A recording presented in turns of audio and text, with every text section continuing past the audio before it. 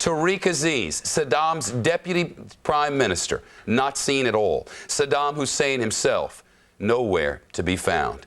And that's your update. If you're just waking up on the American East Coast, this war has not taken a turn. It's continued down the same road, and watching it all along, our correspondent Greg Kelly on the front lines at every moment of the entire night. Greg, it was fascinating to watch on the overnight. You got up this morning, the first thing they told you and the first thing that you saw, my friend. Shepard, we knew last night that we were moving out, and there was a lot of trepidation about this move. We were expecting a lot of enemy contact. We saw a fair amount of enemy contact. Let me tell you, we moved out shortly before 6 o'clock this morning. We didn't want to engage any civilian commuters, and we entered the city of Baghdad. We did it 2 days ago. We saw a lot of resistance. We did it today. Again, saw a lot of resistance. Suicide attackers coming at us in white vehicles with explosives on board. Also, Republican Guard firing small arms, mortars, and RPGs at the column. But these guys, fairly used to it. We proceeded up Highway 8, made a right on Qadisiyah Expressway that leads into the heart of downtown Baghdad. And from that point, some of the units spread out. We took this palace. We are coming to you now from Saddam Hussein's, literally from Saddam Hussein's front yard. Now, he has a lot of palaces, but this is one of the main ones in Baghdad. The other palace, just off the river, is also in the hands of coalition forces, as well as that parade ground where Saddam Hussein likes to do those elaborate military parades. And on other points of interest, the Tomb of the Unknown Soldier, the area around the Al Rashid Hotel, also in control. You mentioned this palace. We were inside it, got to take a look around. It is kind of everything you might expect in a palace. Pretty ornate inside, marbled floors and beautiful chandeliers, but also a lot of rubble. As you mentioned, this was one of the first targets hit before the air war started. Before the ground war started. This was hit by coalition air power. Right now, we're going to maintain this position. You mentioned the Marines. A lot of people here glad to hear that they are on their way, or at least trying to get in to Baghdad. We haven't heard about those bridges ourselves here. Unit commanders interested in that information. Also, unit commanders very interested in the Iraqi Minister of Information. When he was giving that talk, we were over at the parade ground. Everyone wanted to know, unit commanders wanted to know what he was saying and where he was saying it from. They were hoping for some sort of message of surrender. That did not come, but they are very interested in seeing that man face to face and proving to him and proving to the world that, yes, coalition forces are in Baghdad and they are here to stay. Shepard. Greg, we're looking at pictures there near the parade ground where Saddam Hussein, for picture after picture and event after event, looked at his troops and all of the rest. You were there just a few hours ago. Tell me about being in that spot. Shepard, it was just kind of surreal. We've seen it all on the news when he stands there and sees his military formations go by. Well, today there were no Iraqi military vehicles. It was just us, and with American M1 tanks and Bradley fighting vehicles. Troops cleared the stands, making sure there weren't any enemy soldiers in the stands. Two Iraqi, we couldn't tell if they were caretakers or security guards, were being held. They were basically taken prisoner. But there was a lot of jubilation. The forces there, the U.S. forces, feeling very tall that they had come so far. And they kind of capped off the event by taking down a statue of Saddam Hussein, a very big statue on the opposite side of the parade ground of Saddam Hussein sitting on a horse. Well, I think we took it live. A tank, which happens to go by the name courtesy of the red, white, and blue. Every M1 tank has a name, usually written on the tube. It fired one round and obliterated that statue, and a lot of celebration, a lot of cries of joy, but also the realization that this thing isn't over yet. In fact, while we were there was fighting really just a few hundred meters from our position in a park. And in the words of our commander, Colonel David Perkins, there are still a lot of bad guys out there, and fighting continues. Shepard? Greg, I want to show our viewers in just a minute that first arrival at Saddam Hussein's palace, and then the extraordinary denial on the part of the information minister. But for those viewers who may just be waking up, this just into us, let's take that full. Here is the latest update If we can take that picture full, please, so I could take a read here. The United States saying now that it has set up checkpoints on all major arteries into Baghdad to stop Iraqi military movement, but civilians will still be allowed to go freely. Quoting here, I would characterize what we're doing in Baghdad as having isolated Baghdad. That is that we have checkpoints at all of the major arteries leading into and out of the city. That from Central Command Major Rummy Nelson Green speaking directly to Fox News. We will ensure that the military assets that they have cannot move freely, either in and out, or the local people can still clear all the checkpoints and conduct life as normally. We will continue to apply pressure until the regime topples. Greg, in listening to your reports overnight, listening to you interviewing the people in charge of these operations in the field, I got the clear sense that from a military standpoint, the belief is that though there are battles to come, the war is won. I wouldn't go that far, Shep. I would say that they have definitely seen the light at the end of the tunnel is there. It's very bright, but there is still fighting going on. We can hear artillery and incoming shells right now, and we can hear sporadic fire. We took mortars in this position not too long ago. They all know that they're going to win. That's what they'll tell you. But they caution that there is some work to be done, particularly supply routes into and out of the city. Those have to be secured. We may have this castle, we may have another castle, but there has to be a constant flow of troops and material from where we are to where we came from. So there's still some work to be done. Indeed, a lot of work to be done, and I want to show our viewers who were not up all night exactly how it went down as the first troops arrived at the palace, and only one network there to watch. Take a look at Greg Kelly from just about 5 hours ago.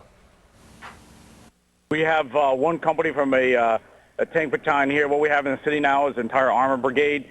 We have the rest of this battalion is securing this palace, as well as one further down the road, the 14 July monument. We're securing the bridge that goes over the peninsula where a lot of the high officials reside, and a lot of reinforcements were coming over. I have another battalion who's securing the rest of the center of the city, the Al Rashid Hotel, the Tomb of the Unknown Soldier, the parade field, the VIP seating area, et cetera, like that, and all the major governmental buildings.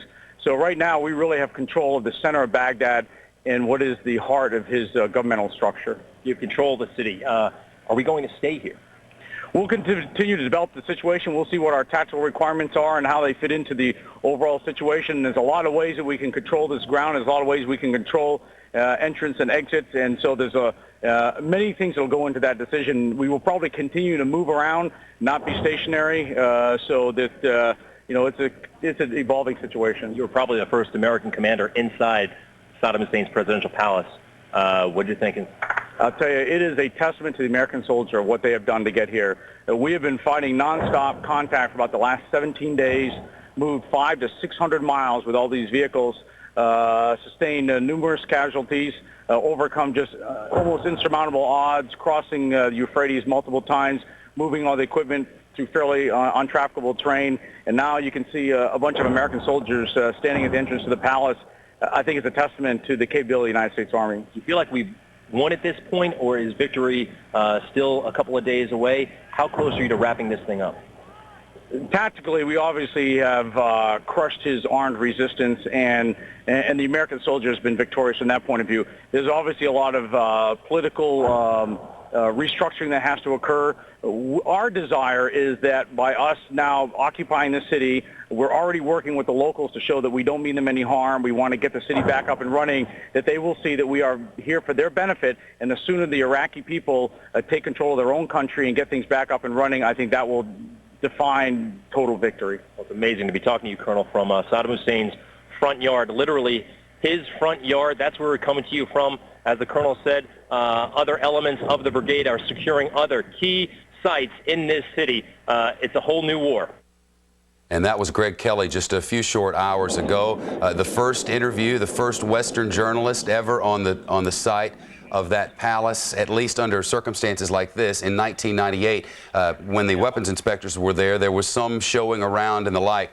but certainly never in the private areas before, and certainly not when that palace was outside of Saddam Hussein's control. That a bit of history. And now Greg Kelly is standing by live at that same palace with a lieutenant colonel who helped make all of this happen. Greg, take it away. And Peabody did too, right? I told you. Hey, Shep, real quick, I want you to meet Lieutenant Colonel Flip DeCamp. He's from, well, you went to school in Georgia. I don't know where you're from. School in Georgia, Columbus, Georgia. Listen, I'm an Army brat. We are in this, we took this palace today. Took this palace? I was inside before you were, but you saw the other palace up the road. Tell me about that one. The other palace is beautiful. It is fully marble, glass walls. The ceilings are 20 feet high. And it looks like you're inside of the American History Museum at the Smithsonian. You walk into a place that looks like where the pendulum is inside of the American History Museum. Well, we got to check that one out because I think it sounds a lot nicer than this. Let me ask you this. Some people back home are saying this thing is probably all but one. Would you agree? Well, we still have a lot of pockets of resistance. Every one of my companies is still taking prisoners, still has dismounts, giving them sniping shots and those, small arms fire, a little bit of RPG fire here and there. We still have the suicide bombers or suicide cars that are flying across the bridge. I think they've finished that now. They figured out with 6 cars dead on the bridge, and we've stacked them all on a big load. They can't get through. So we kind of have the Tigris Bridge that goes north to south, more or less blocked now. Overall, do you think, did you see the kind of resistance you were expecting? I mean, last night there seemed to be some worried people walking around. Maybe it was just me, but was it as bad as you thought it was going to be today? Oh, Greg, it wasn't. We thought there'd be a lot more guys out there. Of course, the rogues were in front of us for probably 3/4 of the route till we broke off on our route. They took a lot of the contact, bypassed a little bit. We had a few RPGs and small arms firing to our flanks as well. And then when we came down our separate route, we had a few BMPs, a couple BRDMs, but it wasn't a full-fledged coordinated attack. It seems like sporadic pockets where guys just decide that we're all going to die for Allah right here under this bridge. And they do it. They die for Allah. Flip, thanks for getting us here this safely. There's coming into Baghdad, there's only one way to do it, and that's behind a battalion of tanks. So we're grateful that you were leading the way, and thank you for getting us here this safely, and good luck in the remaining operations. Thanks, Greg. Hey, Greg, before he gets away, Greg, grab it for just a second if you could, Greg, because I wanted to clear up some different accounts as given. The Iraqi information minister has said that they will take the visiting journalists around the city because it's their belief that the army which is in there is going to hold those positions like the one where you are now for a short time and then leave that position. Is he accurate that the plan now is to leave this position, or is this to be held from now on? The Iraqi information minister seems to think that the U.S. military will be leaving, and they're going to show journalists, U.S. journalists in the city that the U.S. forces have in fact left. Is that what the? I'm sorry, you were in and out, Chef. That's precisely what the information minister said. Yes. Okay. Are you guys leaving? And if they do bring American journalists and Western journalists around the city today and in the days to come, what are they going to see? Well, I don't want to tell you where we're going and what we're doing tonight, but I think they'll see Americans in their city for a long time to come, and they won't see us retreating anytime soon. How's that? All right, that works. Shepard? That pretty much solves that. Greg, when you went out on this venture, and we haven't gotten that much chance to talk over time because that's just how it's kind of been. When you went out on this mission, did you have any clue that you'd be sitting and standing inside Saddam Hussein's palace 19 days after you left the Kuwaiti border? Yes. We knew the plan last night. We were briefed at about 1800 about coming and taking the palaces. Now, there were rumors about it about a day prior, and I got to tell you, there was some concern. I mean, it was a very ambitious mission that, at the tactical level, has gone well. Everything that the brigade commander said he was going to secure has been secured. There's still fighting going on.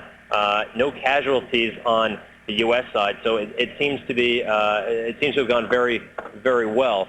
And yeah, I guess we knew the plan, but maybe we had to see it to believe it, because as I said, there was some concern about the kind of resistance we would meet, and it's great to be talking to you from here. It's great to hear from you. There were questions about the elite Republican Guard, the Special Republican Guard. Basically, Saddam Hussein's private security force said to number, depending on how you classify them, between 5,000 and 20,000. Said to be not combat ready, really, but certainly with the ability to defend him to the death. Did you meet with a lot of those folks, or is the sense that they are either somewhere else or have been eliminated?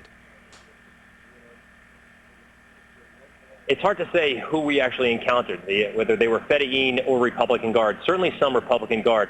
But the thing that we hear from commanders the most is that they really have not been terribly impressed by the Republican Guard and their tactics. One reason might be that their command and control has essentially been eliminated. They're fairly confident that no one is really controlling anything when it comes to employing the Republican Guard. They're kind of just sporadically fighting at will if they feel like it, or taking off their uniforms and running away. And when they do fight, they haven't been employing their weapons well, they tell us. They haven't been taking advantage of the terrain. They're easily flanked. They're basically easily defeated. I shouldn't say easily. When you're engaged, it's very difficult, and they'll tell you that. But they've been decisively defeating them each time. Go ahead. I'm sorry, go ahead. Greg Kelly, stand by for 1 second. There is breaking news now on Fox News Channel, and this just into us from Reuters, a bulletin coming from the southern city of Basra, and I believe we have a map to show you of that. The United Kingdom's Hoon now says British forces are now in the city of Basra to stay. This a crucial city. There has been extreme levels of fighting for the better part of a week. There were hundreds of paramilitary, Fedayeen, Saddam, and the rest holed up inside a number of buildings there. The fighting has been fierce, though it may continue. We now have from the United Kingdom forces that, in fact, they are in Basra and in Basra to stay. Also breaking at this moment, 2 U.S. Marines were killed and several others were wounded this morning as the Marines were fighting to secure 2 bridges over a tributary on the eastern edge of Baghdad. This, according to one of the key objectives of the United States forces who were advancing onto the city. Marines said both bridges were damaged during the fighting, apparently rendering them impassable, at least in the early going. But Reuters correspondent who was there later quoted Marines near the scene as saying they had seen their own tanks on the opposite side of this tributary attacking Iraqi positions. This suggested they had established a bridgehead. Quoting here, "There is very heavy tank and machine gun fire. The whole area is wreathed with smoke." This, according to a spokesman on the scene, adding that the white phosphorus rounds were exploding high in the air and burning fragments falling onto the Iraqis. 2 Marines were killed when an artillery shell landed on their turret of their amphibious assault vehicle, blasting through the tracked vehicle's armor. Multiple Marines were injured. And quoting here, "I know it was 2 that died. It was bad. It was an ugly scene." I'm not going to read the rest of this quote because that's just a little too much. This from Master Sergeant Marvin Crawford telling the reporter on the scene amid a din of mortars and small arms fire. So the long and short of it is that bridge may in fact be taken again. I'm going to ask the producers to speak up just a little louder, please. Rick Leventhal is now with us as well, and I want to get to him in a second. But one more bit of breaking news. We've been saying at the bottom of the screen that forces now surround the Ministry of Information. I can now report that that is no longer accurate. Latest word is we did surround the Ministry of Information at one point in the heart of Baghdad and a presidential palace along the way as well. But troops are no longer at the Al Rashid Hotel and no longer at the Information Ministry. They were there as a show of force of sorts, or that was the explanation which we were given throughout the night. As you know, Greg Kelly's been on the front lines all night long with the Army as they made their way into the city, taking these strategic positions. Rick Leventhal's crew has been securing an airstrip, or did for a long time overnight. Rick's live with us now. Rick, what do you know? Well, Shepard, we've got a couple of Huey helicopters flying overhead at the moment. Their gun doors are open. The gunners are out. I'm not sure what they're looking for. There have been some ongoing security missions in this region for a while now. It looks like this guy's actually going to land. Here, turn around this way. He's getting very low. We've had a lot of security missions in this area as they search for possible holdouts and hostile forces, and there have been some incidents of hostilities between soldiers or rebels and coalition forces. In fact, there was a helicopter fired on yesterday. At least the helicopter says it was fired on, and it returned fire what it thought was a target, but it turned out to be a coalition force. It turned out to be a Marine light armored vehicle. It was a friendly fire incident, and that happened yesterday morning, apparently because the Cobra had been fired on and was looking for the source of that fire. The two Marines who were hit are okay. One of them might need some surgery, I'm told, but not life-threatening. They're also busy destroying tanks, armored personnel carriers, and other artillery type of equipment out here. They've been going through and finding all sorts of fully loaded tanks and armored personnel carriers out here left by the Iraqis, apparently in a big hurry. One company with the 3rd LAR destroyed 18 armored personnel carriers yesterday alone. Our units destroyed at least 3 tanks and 1 BMP-2, which is very similar to the light armored vehicle we travel in. So security operations continuing and operations to further disable whatever elements are left of the Iraqi army, Shepard. Rick, is it your sense that you're going to be there for a while? Yeah, I'd love to tell you that we're heading to Baghdad and we'll be, joining the troops on the front line. But right now, our sense is that our mission is here to protect the flank of other forces and to secure areas here that need securing so that more forces perhaps and more assets can be brought in. Rick Leventhal live with the 1st Marine, 3rd Light Armored Reconnaissance Battalion. Rick, we're going to get back to you throughout the morning here in New York. It's Fox and Friends time, and the Friends are downstairs. Man, what a morning as the sun starts to rise in New York, Brian and Steve. Amazing. Absolutely. You know, what's interesting is, Shep, as I was reading the wires this morning, one of the accounts, as the soldiers took one of the presidential complexes, one of those big fancy ones in downtown Baghdad, what did they do? They did the natural thing. They went in and they took some souvenirs. A number of U.S. GIs have got ashtrays, and they've got pillows, and they've got some of the stuff from Saddam Hussein's crib. And I love the guys that just went in there and said, I need some rest. Why not sleep in the palace? I'm tired of my sleeping bag. They did that. And then, of course, one of the bigger stories to happen is Chemical Ali, one less despicable person in this world. He was murdered, and thankfully in a cruise missile hit. He was found dead. They found his body, so he is gone. And then this story today in the Daily News and probably other places, Shep, about a possible chemical weapons find. Yeah, exactly. Apparently, a Knight Ridder reporter was traveling with the GIs, and a number of the GIs started to get sick, and he told his editor, this Knight Ridder reporter did, that apparently they had run into what could be a sarin gas depot, essentially. There was a whole bunch of 55-gallon drums in this warehouse, and when they went in, their eyes started to tear up. They got some welts on their skin. There was some vomiting. They went in, they used a handheld, apparently they've got a handheld sarin gas detector, and the initial test was positive. Then they did 2 more tests that were negative, and they did a 4th test that showed positive. So this could be the smoking gun that they have been looking for. Also, south of Baghdad a ways, apparently under a slab of concrete, they located 2 missiles, and on the warheads were some chemical icons that they thought could indicate that inside the warheads were some of the bad things that they've been looking for. Also, they were told by some human intelligence, one of the people that surrendered, one of the officers that surrendered, said, go ahead and check this school. Start digging, Marines. So 50 miles southeast of Baghdad, they are looking for what could be huge vats of chemical weapons in some way, shape, or form. The other thing I like to see Greg do and others do is find the tunnels. Find the tunnels underneath these palaces, because that's where the magic bunkers are, and that's where we might see the 60-plus-year-old Saddam Hussein hide now, looking for some type of entrance. Because keep in mind, that airport revealed tunnels underneath the now Baghdad airport. That was found by Lieutenant Colonel Grimsley, running the 1st Brigade of the 3rd Infantry. They looked down, they found a tunnel, they found a secret entrance. Now they have to find the secret exit down there. You know, and by the way, as we look at some of this video, extraordinary pictures from inside one of Saddam Hussein's palaces in downtown Baghdad. We keep seeing these shots of the bathroom. Apparently the GIs who have been out on the tanks for a while actually used some of Saddam's facilities. And I'm just hoping that they went inside and started running up his long-distance phone bill. Yeah, That'll really get I've never sat on anything gold, but I think the GIs had an opportunity to do that. More on that later. We'll probably do a follow-up story.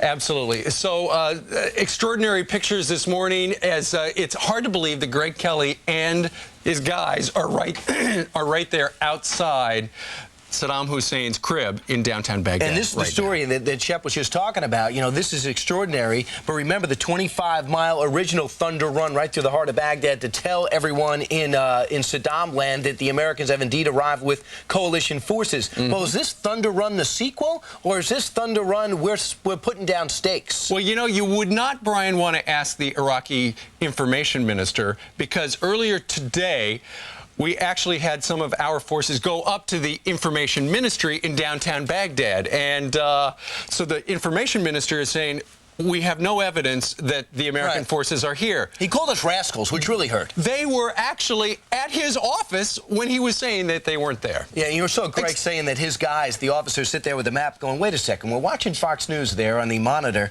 Where is the information minister? I think I could actually hear his bellicose manner. So I thought that was really interesting. The information minister, sooner or later, will have his beret and his body in cuffs, hauled out somewhere, maybe to a coalition prison. All right, so that's the latest from Studio A.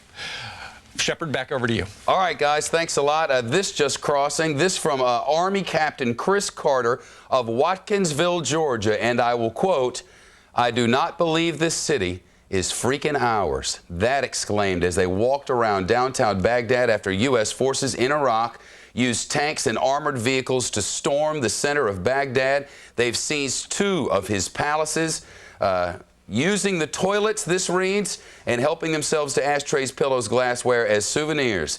They also did a lot of other taking within this city, and these are the exclusive pictures to Fox News, the entry into the parade grounds there, where today United States and coalition forces took over some of the most significant spots inside Baghdad for all of the Arab world to see. It's our understanding that many of these pictures were looped on Arab television throughout this Monday afternoon in Baghdad and across the Arab world, and that the word has spread that the lies are coming not from the coalition, but from the Iraqi regime, that in fact it's true. American and coalition forces are inside Baghdad, and our extensive 24-hour coverage of the war continues right now. It's 3:30 on the West Coast, 6:30 on the East Coast, and this was the scene just about 4.5 hours ago. A statue of Saddam Hussein blown to smithereens. And that tells much of the story of this early morning in New York and Los Angeles and across the United States. They may not be yet calling it Baghdad, west of the city, I believe. Not quite sure exactly how far west, but Walt, thanks. Keep us posted there. Now, Carol again at the CNN Center. We have reached the half-hour bill, 6:30 Eastern Time. It's time to bring you up to date about what's happening at this hour. Coalition troops have moved into Baghdad. The Pentagon says 105 armored vehicles rolled into the center of the city in the last few hours, and there are reports of U.S. casualties in the battle. Army sources say an Iraqi missile slammed into a tactical operations center in the battlefield. At least 6 soldiers are reportedly injured, and as many as 6 others are now missing in action. Take a look at this. It's inside of one of Saddam Hussein's many palaces. U.S. commandos took over the presidential palace compound as they moved into the city.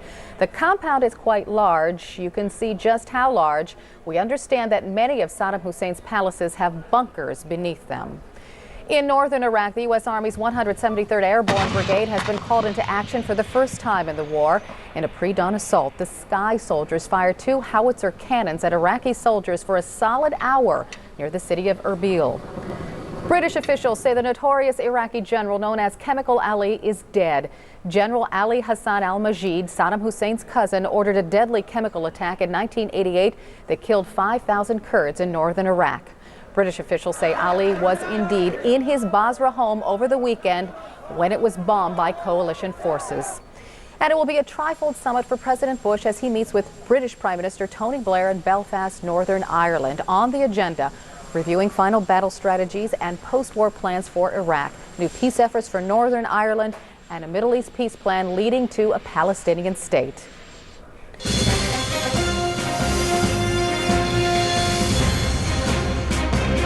A lot has been happening inside the city of Baghdad. U.S. forces moving to the center of the city. Let's check in with Reem Brahimi from Jordan to tell us more about that. Reem, good morning once again. This presidential palace, I want to start with that. What can you tell us about that? Because coalition forces are now inside that presidential palace, inside Baghdad. Well, it's a very, very big palace. It's a huge, sprawling complex like many of President Saddam Hussein's palaces inside or outside the Iraqi capital. That palace in particular along the Tigris River, it's been bombed so many times before. I remember in the first few days of the bombings even, you could see from the view we had at the Palestine Hotel, you could actually see fires burning all day from the bombing of the previous night. So I don't think they would expect to find anyone of high-ranking value, anyone from the leadership of the regime in that palace. But I think it's got more of a symbolic value. That palace houses the offices of the presidency of the Republic of Iraq. It also has a lot of maybe residences for people who work at the palace. It's really more a symbolic value for the U.S. troops to have taken over that palace than anything else. Carol? Also, there's a big park there where U.S. coalition tanks are sitting right now. That's a quite sizable park and quite popular with the population. It has a zoo inside, and I understand it's huge, and it has these huge statues of Saddam Hussein that coalition forces also destroyed.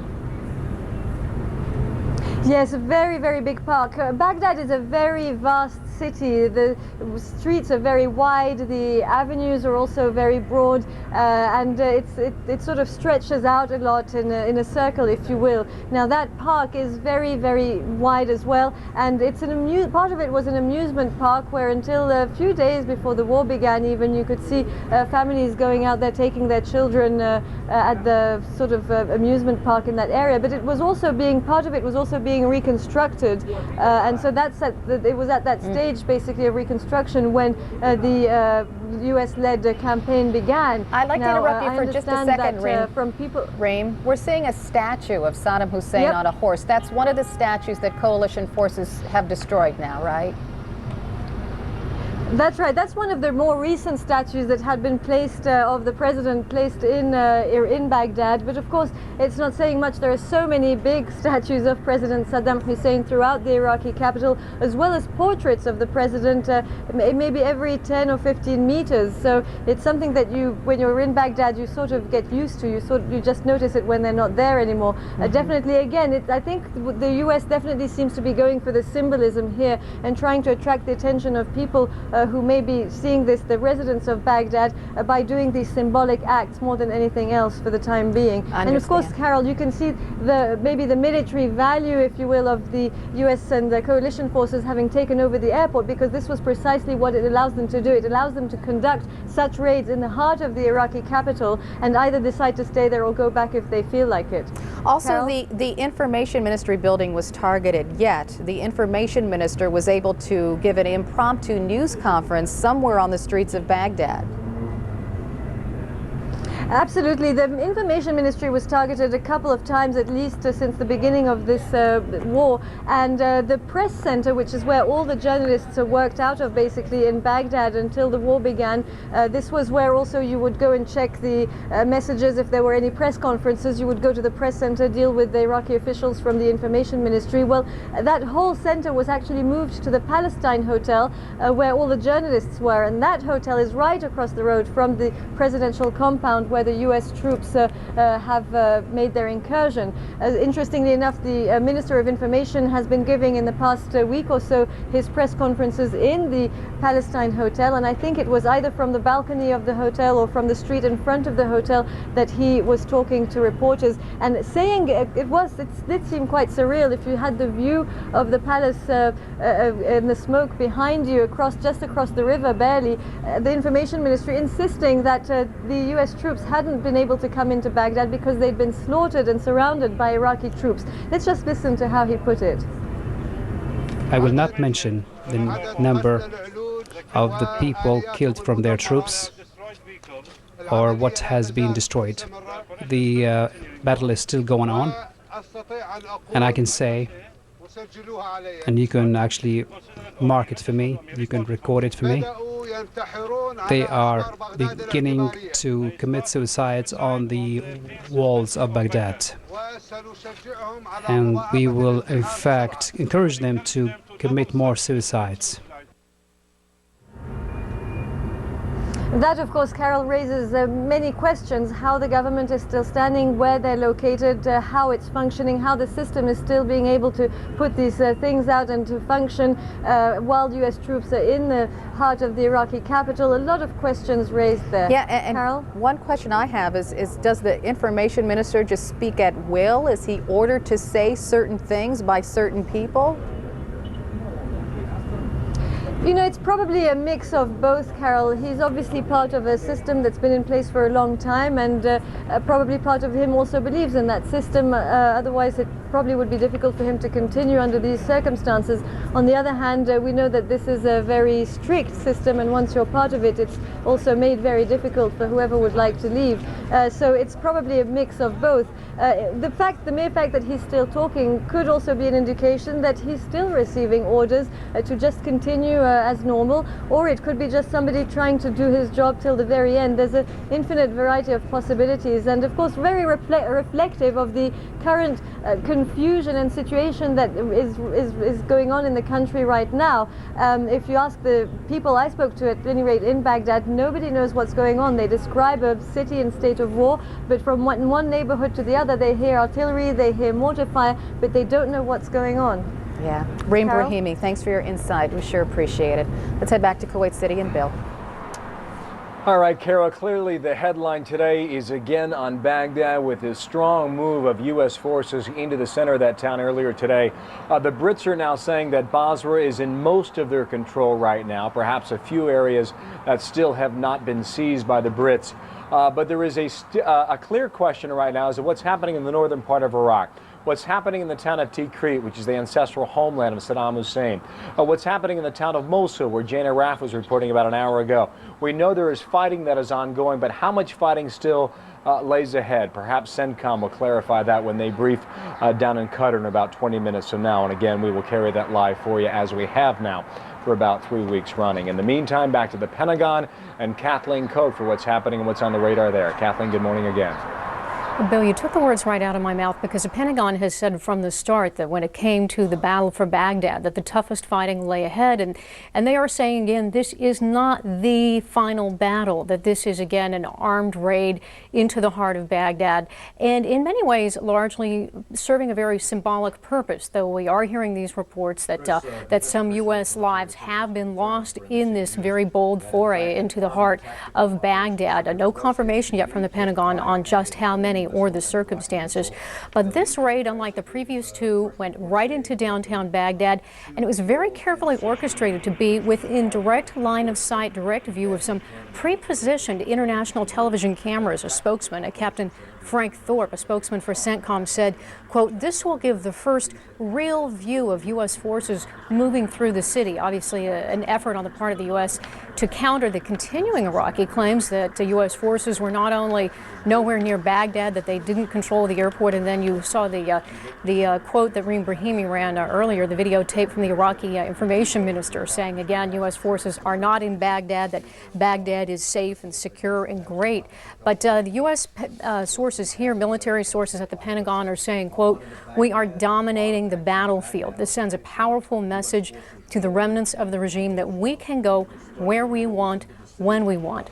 And that had been the message in previous days as the Iraqis efforted shutting down the borders of the capital in the nighttime hours from 6 p.m. until 6 a.m., imposing a curfew to, again, which the U.S. military basically scoffed, pointing out, you know, that an Iraqi soldier with a truck is going to be no match for tanks and for armored fighting vehicles as they try to come into the city. The U.S. saying it would operate when it wanted, where it wanted, as it wanted, despite this curfew.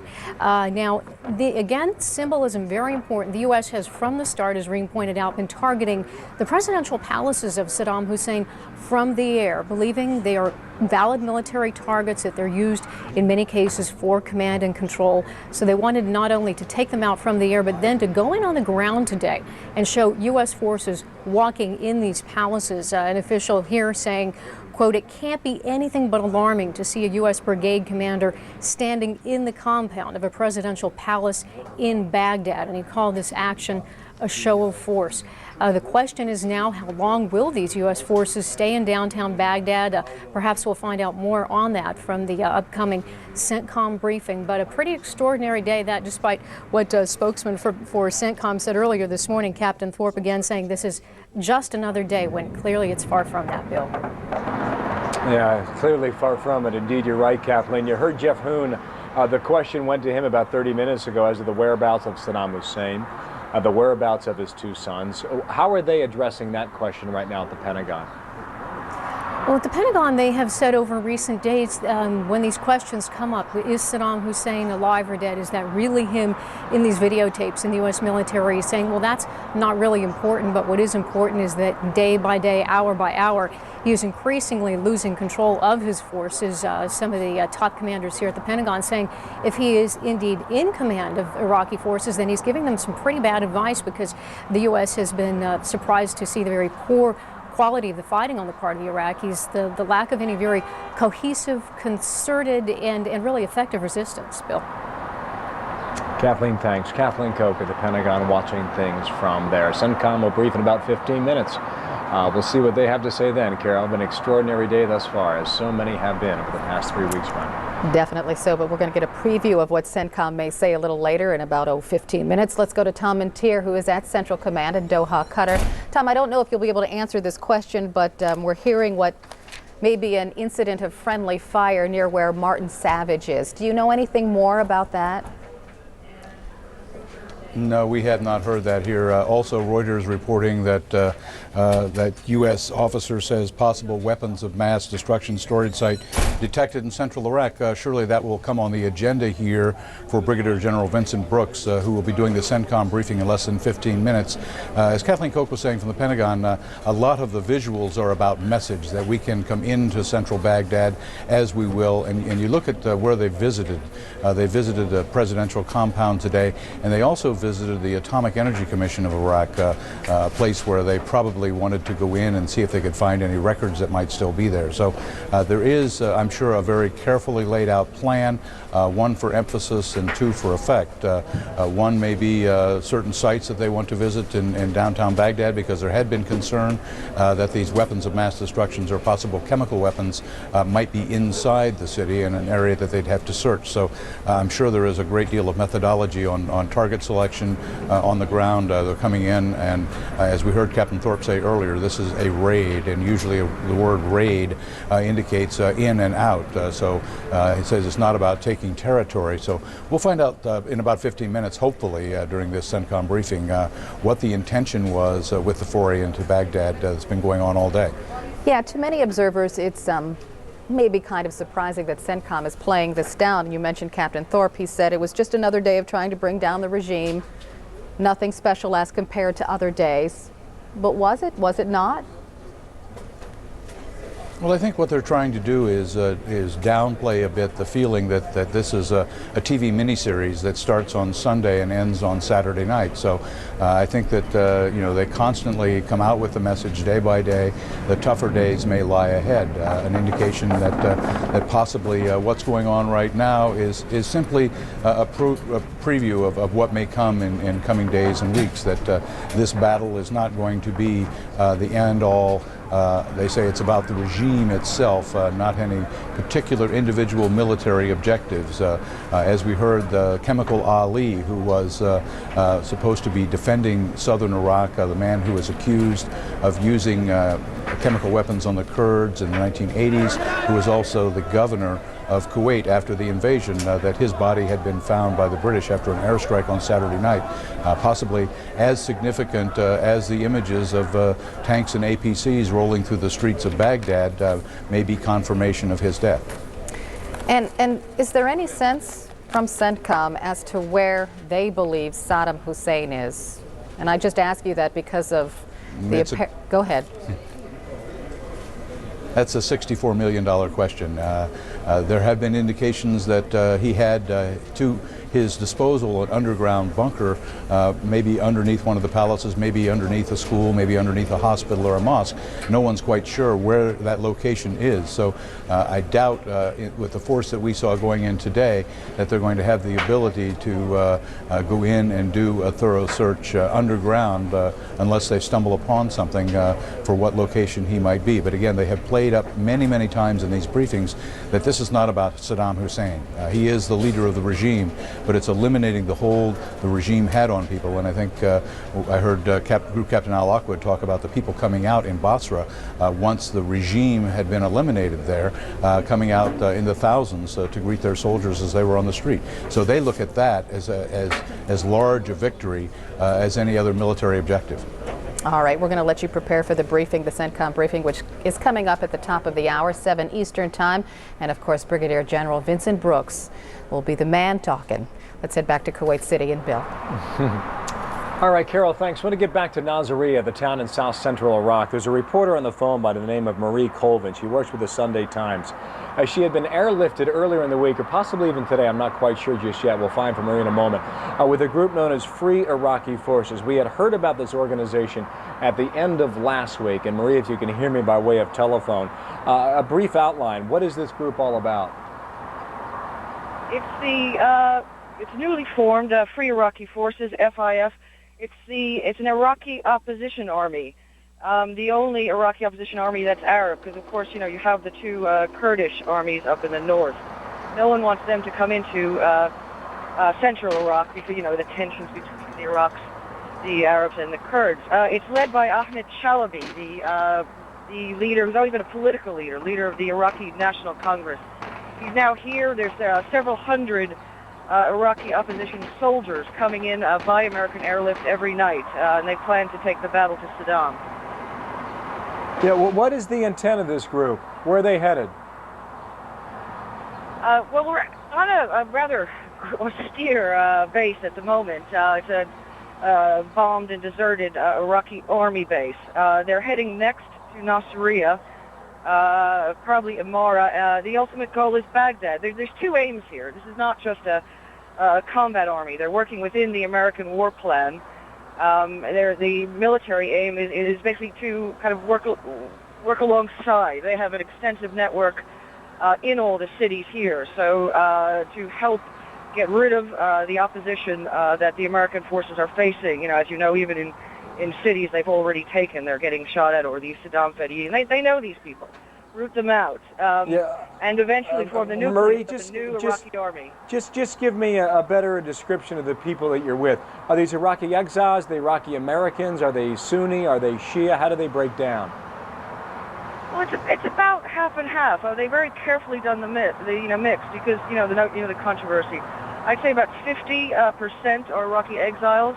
About 50% are Iraqis who've come over. One of the units here is led by an Iraqi Republican Guard captain who just came over about a week ago. There's Sunni and Shia. There's quite a few Shia because their first targets are in the south here, and they're very much trying to get the local people and more of the Iraqi army to come over. Yeah, and also, Marie, at full strength, how large would this group be then in Iraq? Right now, the base I'm at, we've got 700 here. As I said, a couple hundred more coming in every night. The number's expected within the next week to be up to 3,000.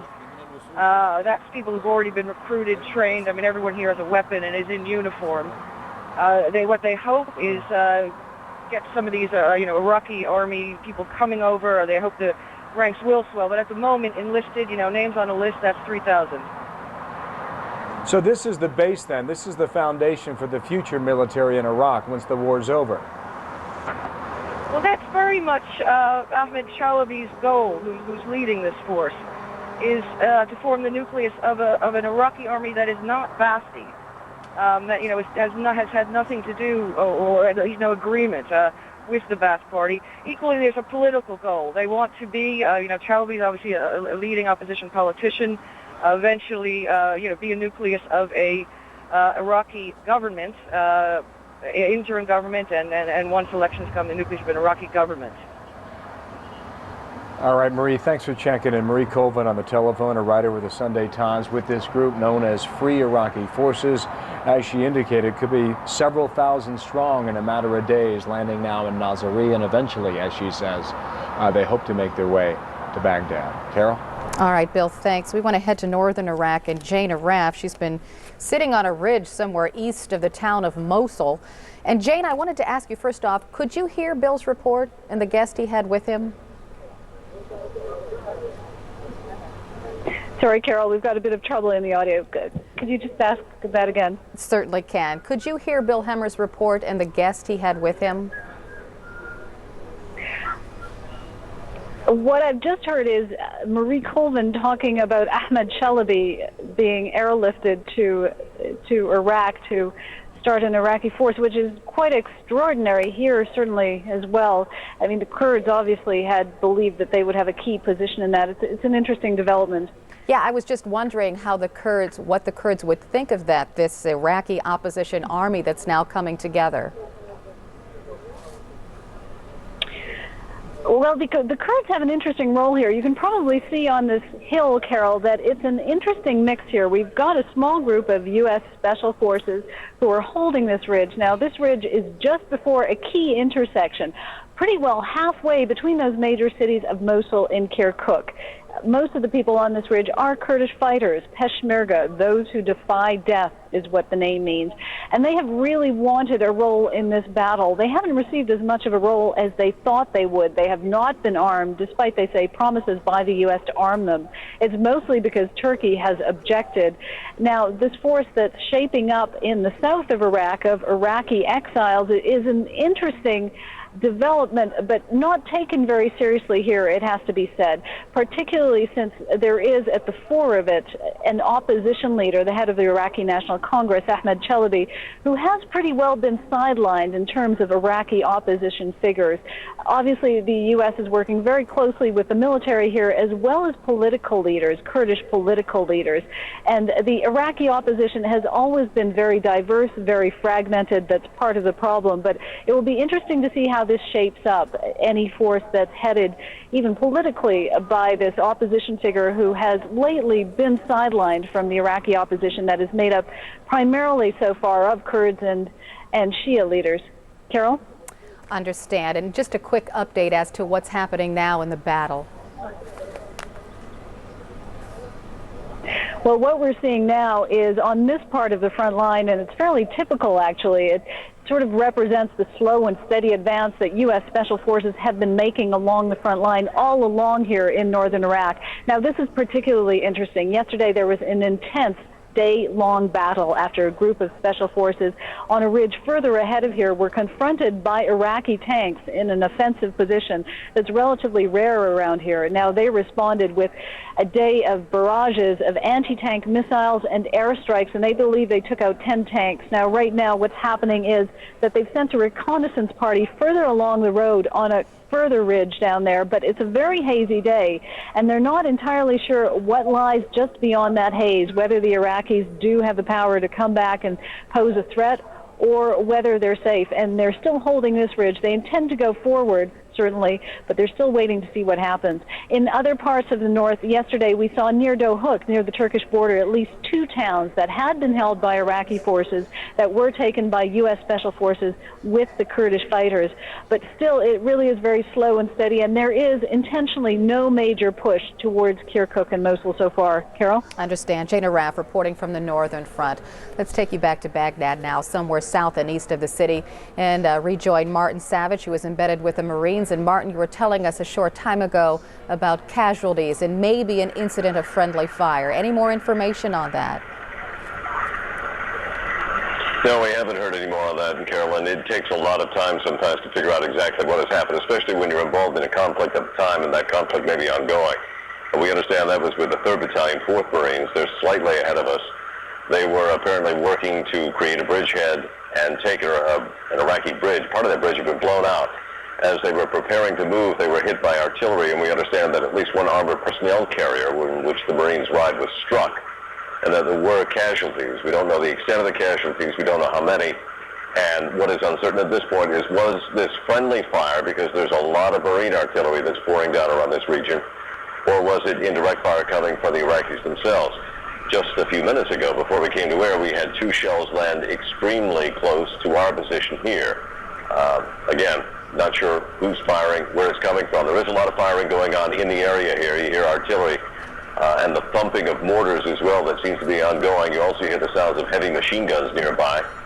There's another one. So you're not quite certain exactly where this battle is being waged or what exactly is being fought for. We do know that there are a number of bridge crossings around here that are essential and important to get across the Tigris to start moving west into the city of Baghdad from the eastern side, which is where we are now. Some of those bridges have been destroyed or partially damaged by retreating Iraqi troops.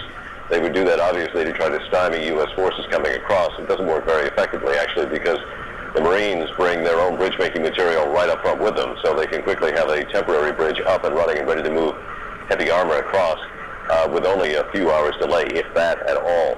So right now you see that our column is poised, ready to move, prepared to go wherever it's being directed, and standing by to enter into Baghdad, if that's in fact the request made.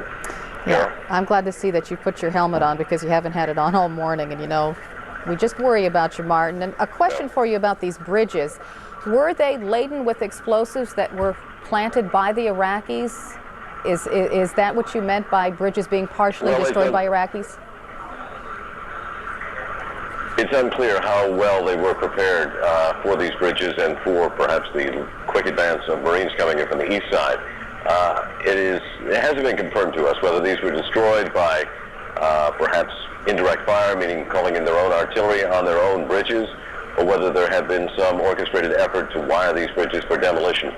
Not all the bridges have been blown. In fact, there are a number of them that are intact, and this one was only partially done. So whatever they may have planned for contingency doesn't seem to have worked out too well at this particular point, Carol. The place in which you are standing, Martin, seems rather barren. Are you seeing any people around? No, this particular area where we are is kind of barren. I could go into detail, but you know what, that would give away sort of where we are. And since we've already got artillery coming close to us, I don't think I want to give any more finer details. It's just that this is not part of the, if you were to wander outside of here, you'd find a significant suburban population.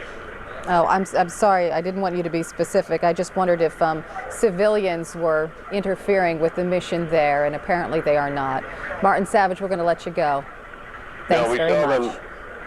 Right. We've almost hit the top of the hour, 7 Eastern time. We want to bring you up to date now at what's been happening. U.S. troops are now operating in Baghdad. More than 100 armored vehicles entered the city about daybreak, meeting some resistance, but there have been no major battles. They've seized several government buildings, though.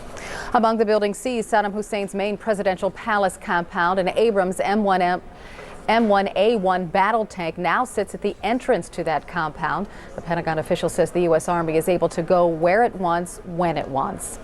After the raid on the capital began, Iraq's Minister of Information held an impromptu news conference in the streets of Baghdad. He denied U.S. tanks had pushed into the heart of Baghdad, and he insisted Iraqi troops are slaughtering U.S. troops. Early reports indicate the U.S. has suffered some casualties in the battle for Baghdad. CNN's Walter Rogers reports an Iraqi missile wounded at least 6 soldiers of the Army's 2nd Brigade of the 3rd Infantry. Up to 6 others are missing in action. And CNN's Martin Savage just reported at least 1 armored personnel carrier from the 3rd Battalion, 4th Marines, was struck by Iraqi forces as it crossed the Tigris River. There are an unknown number of casualties. According to the British military, the body of the Iraqi general known as Chemical Ali has been found. Ali is Saddam Hussein's cousin, and he's reported to have ordered the use of chemical weapons against the Kurds in 1988, killing about 5,000 people. Coalition forces bombed his home in the southern city of Basra over the weekend. The Iraqi National Congress, the Saddam Hussein opposition group, said its forces have joined the military campaign against the Iraqi regime. A unit called the 1st Battalion Free Iraqi Forces will serve under the U.S. Central Command. The troops will assist coalition forces in the battle and help deliver humanitarian aid. To the right of me, you're seeing President Bush leaving for Ireland, where he will meet up with Tony Blair. They have a full agenda, and of course we'll keep you posted as that story progresses. It will be a tri-fold summit for President Bush. Let's get into that right now. As a matter of fact, he'll meet with Prime Minister Tony Blair in Belfast. On their agenda specifically, reviewing final battle strategies and post-war plans for Iraq, new peace efforts for Northern Ireland, and a Middle East peace plan leading to a Palestinian state.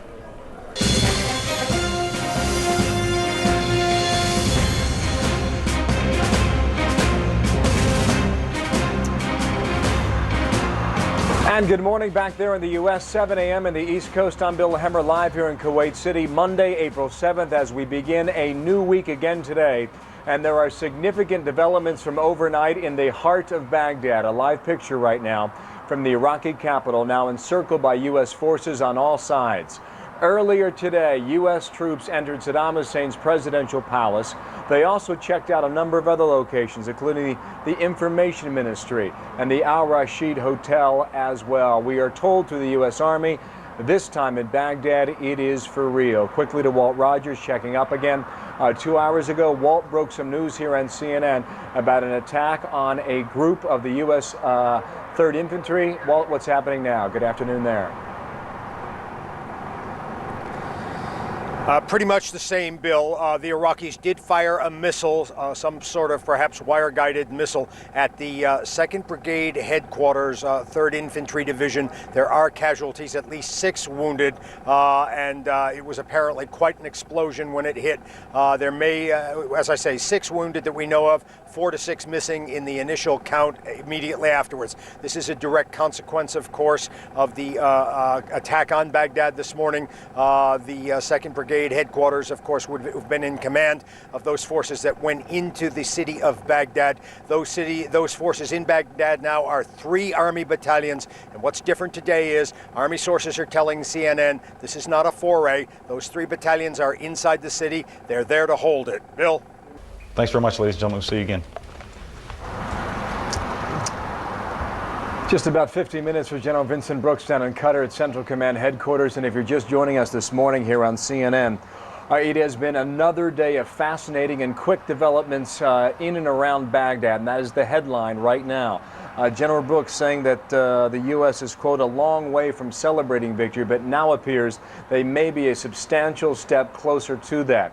Earlier today, right when the sun broke in Baghdad, a huge column of tanks and Bradley fighting vehicles had entered from the western part of the city. The Marines came in from the east, we are told, and that armored column of vehicles has moved through for quite some time. How long they stay, though, appears to be an open-ended question. General Brooks saying the commanders on the ground will determine if the troops stay. Earlier, he has said that the regime on behalf of Iraq retains some capability, but no overarching control. One other item in there, Chemical Ali, there was reported about 5 hours ago by half of the British military that they had gotten a positive identification on his body in a home in Basra. But CENTCOM, again, repeating what Jeff Hoon said earlier today in London, that there is no more in terms of confirming the reports that came out earlier today regarding the Chemical Ali, the man known for that, based on the allegations leveled against him back in 1988. Accused of gassing the Kurds in northern Iraq. That's the break from CENTCOM. We're going to go through this information throughout the day here. Carol Costello back at the CNN Center. Back to Carol now. Carol, good morning again there. Good morning, Bill. Thanks. You mentioned northern Iraq, and you heard General Brooks say coalition forces around Mosul are isolating regime fighters. Our Jana Raff has been watching the action. She joins us now to bring us up to date. Jane. Hi, Carol. Well, we're just down the road from a major intersection, pretty well halfway between those major cities of Mosul and Kirkuk. And we've been here with U.S. Special Forces who have been dug in on this ridge for the past couple of days. Now, spectacular fights yesterday with Iraqi tanks. Today, there seems to be a bit of a lull, but the threat still appears to be there. We have with us one of those Special Forces, a Special Forces communicator, who he can't give us his name right now. But, Sergeant, I wonder if you could just tell us, what is it like up here? Well, that's a good question. It's very challenging at times and other times very rewarding. We're all proud to be here and proud to be fighting with our Peshmerga counterparts. And I'm very pleased at the progress and us and our fellow forces have been making so far. And how is that cooperation going with the Peshmerga, particularly after the incident yesterday, the friendly fire incident, where 18 of them were killed and 45 wounded? Have you felt that that has affected the relationship? All I can say is my personal interactions with the Peshmerga, and they are very, very good soldiers, and they fight alongside with us the entire time. Their attitudes towards us have not changed one bit. Much different case being here, I suppose, than in the south. I mean, how have you felt about the level of threat here in the north? We're always on our toes for anything, and it doesn't matter whether we're behind the lines or, far away, that we always try to maintain a heightened level of security and situational awareness in order to not let anything, surprise us. Now, we are up here on this ridge. It's very picturesque, as I think people can see through here, but it's extremely hazy. This is the direction that the tanks came from yesterday. How much of a threat is there out there? Is it possible to tell? Well, there's always a threat, but with our training and with our equipment, we can always counter that threat like we did yesterday. And what happened yesterday? I mean, there was talk that you took out maybe 10 Iraqi tanks. Could that be it? Could that I don't want to get into operational matters at this time, but what I can say is the Iraqis came at us, and we sent them back several times, severely bleeding, and I don't think they're going to be coming back anytime soon, hopefully. All right. Is it possible to tell what's going to happen now? I mean, you're still on this ridge. You've got horses up the road. We own this territory, and what happens next will be seen. We don't know yet. Thanks very much, Sergeant. Thank you. Carol, that was the word from the Special Forces on this ridge on just before a major intersection, halfway between Mosul and Kirkuk. Now, we have been seeing what appears to be sporadic bombing with some spectacular explosions from Mosul. That appears to have been an ammunition depot that has been blown up. And along the front line, all along the north of Iraq here, we have been seeing Special Forces with the Peshmerga advance a little bit into areas vacated by the Iraqi forces. But so far, of course, not enough forces here on the ground to make that major push. Carol? Understand. Jana Raff reporting live from northern Iraq. Now back to Kuwait City and Bill. All right, Carol, clearly to our viewers at home, the headline again today is what is happening inside of Baghdad. Lisa Rose Weaver is embedded with the military. She joins us by telephone. I think you're pretty close to the capital city, Lisa. Not quite sure exactly what's happening there. Yes, Bill. Well, I am about 10 kilometers away from Baghdad, just outside the international airport. I'm embedded with an air defense, Patriot defense unit, which has just set up, and I can hear to the north of us heavy artillery fighting in Baghdad. It's nothing that I can see exactly, but there's a fairly constant barrage of very, very heavy booming. Earlier, we explored some Republican National Guard bunkers that were apparently abandoned very much at the last minute. Lots of ammunition, abandoned clothes. Notably, one of the captains conducting the search discovering baby formula there. He says he suspects that the Iraqi soldiers were eating it for vitamins because all else they had to eat appears to have been bread and potatoes. Other than that, it's been a smooth journey to this point. Nothing going on in the immediate vicinity, but again, we hear that artillery in Baghdad. Bill? All right, Lisa, we got a report about 3 hours ago from Walt Rogers that that time it was described as an incoming missile hit some sort of operations center run by the 3rd Infantry Division. I know you're with this air defense unit here. Do you know as to whether or not, or can you even tell us whether or not Patriot missiles have gone with you to this location in the event that incoming missiles would be fired at U.S. forces? Well, yes, that is the function of having a Patriot battery at this location. So far, we've only been here a few hours. There hasn't been need to utilize them, but that indeed is why they're here. There is, you mentioned the 3rd Infantry. There is a lot of infantry in the area. We passed many tanks and other military vehicles on the way up. But again, where I am is outside the airport, not inside, and I can't really see what's going on there on the other side of the wall. Bill? All right, Lisa, thanks. Lisa Rose Weaver embedded there just outside of Baghdad. We will check in when we get more. I'm Bill Hemmer, live in Kuwait City. Carol, good to be with you again. I'll continue on as we go forward now on this Monday. Yeah, and I have to say goodbye right now, but of course I'll be back tomorrow morning. Bye, Bill. You got it. See you then, Carol. CNN's coverage begins right now. Nobody but the service experts at Ford, Lincoln, and Mercury dealers bring you the blue waters and the pirates of the Caribbean. Nobody else offers run expeditions, as they might be described. The term the military is using, going into the presidential palace this morning and occupying that with U.S. forces. It is something that, according to CENTCOM, they are going to do and continue to do, and there are decisions being made by commanders on the ground as to where to go and when. Hey, Pat, you said occupying the palaces. Does that mean they're still there?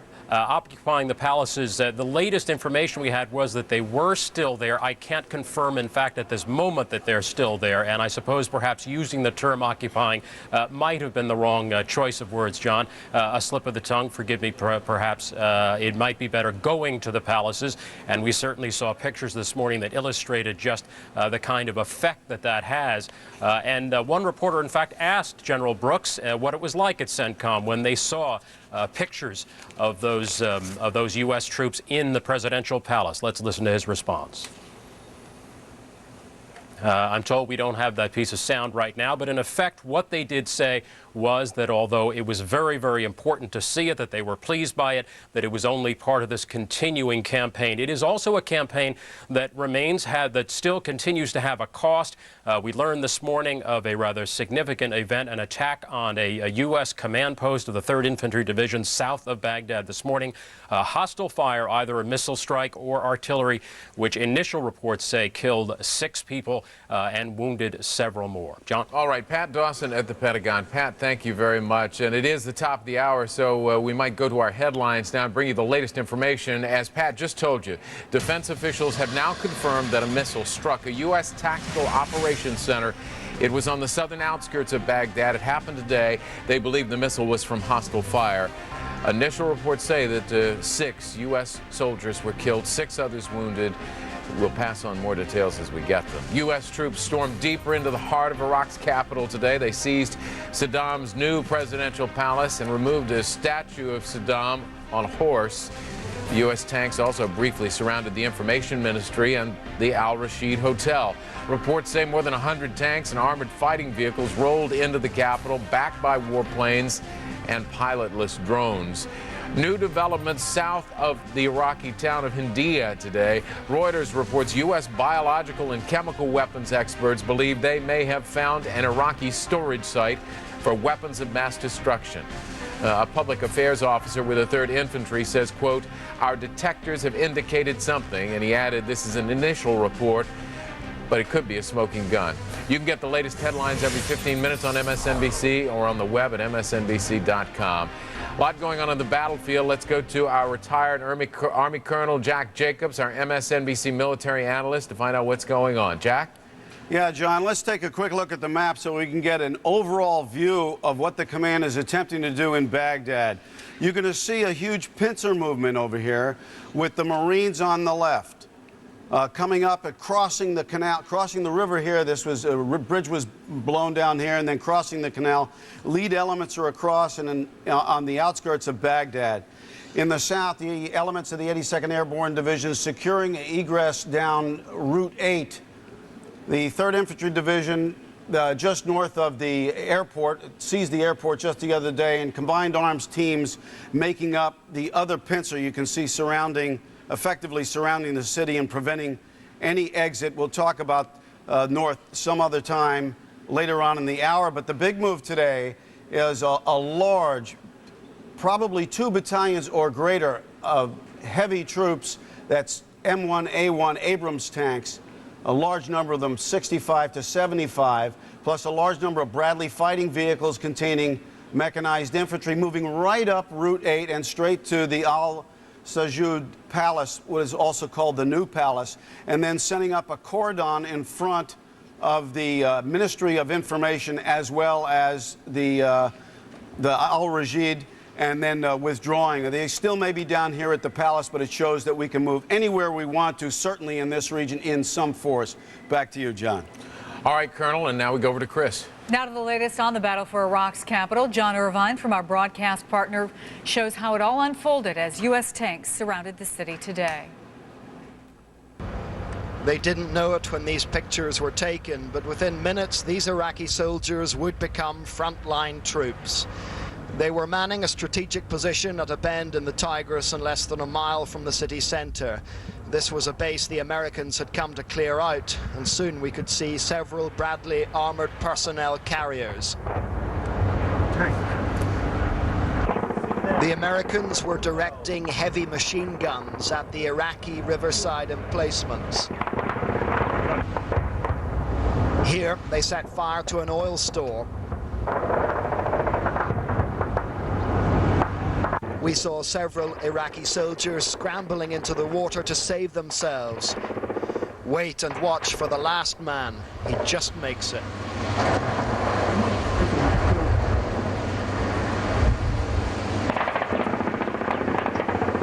In the skies above Baghdad, A-10 tank busters provided cover for the Americans on the ground. Nonetheless, some Iraqis still managed to fire at the invaders. They did hit the Bradleys, but from what we could tell, the munitions bounced off. We are listening to the sound of fighting from the east, from the south, and from the west. This incursion is on a completely different scale from the raid mounted by the Americans on Saturday. We can now truly say we are watching the battle for the center of the Iraqi capital unfold. Throughout, American gunners targeted two nearby palaces. One of them features busts of the Iraqi president's historical hero, Saladin the Victor, decorating one of the homes of Saddam, the soon-to-be vanquished. These pictures were taken inside a third palace not far away. Soldiers from the American 3rd Infantry had little difficulty taking the place over and inspecting its luxurious interior. In the grounds, some of the US troops felt confident enough to take a rest. Back at the riverbank, their colleagues were emerging from their Bradleys. They too appeared surprisingly relaxed.